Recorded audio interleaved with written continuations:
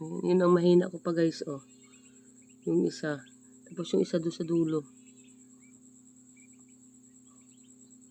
Yan. Ito bago magkatapusan ng November. Meron na ulit tayo. May hinihintay pa tayo na isa. Nakasabay nito, nitong sigsaw na ito. Ito. Andito pa yung 11. Andito pa, hindi, wala pang ano. Ayan. Andito sa ating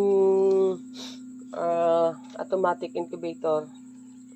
Kasi niwalay ko na siya para hindi ko bukas ng bukas. At least ay nandito lang siya sa ating DIY. Bago yun ay bago mag-end ng November. Mapisa yun. Ang ticket nila, oh. O, diba? Huwag mong ang kulitin yung ano. Yung mahina pa. Mahina pa guys yung ano eh. Yung dalawa.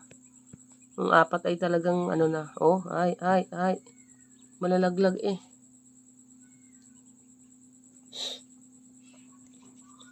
Panibagong peking duck. Purya, kain-kain lang ng daga at pusa. Ano yung isa eh, oh. Mahina pa.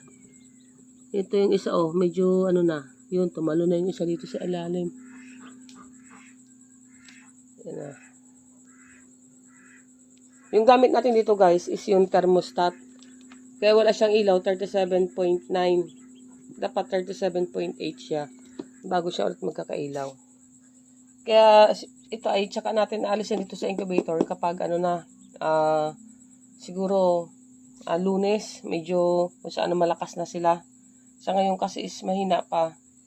Kaya dyan muna sila. Tsaka natin tatanggalin yan. Maka Lunes or observe natin hanggang bukas. Kulit oh. Malakas na siya eh. Ayan na yung ating panibagong peking duck guys. Sa ngayon is ang klaro, 6. Yung ating napapisa. Meron pa tayong 11 maliban dito. Sa taas na yon. Yun lang guys for today's videos. Bye-bye.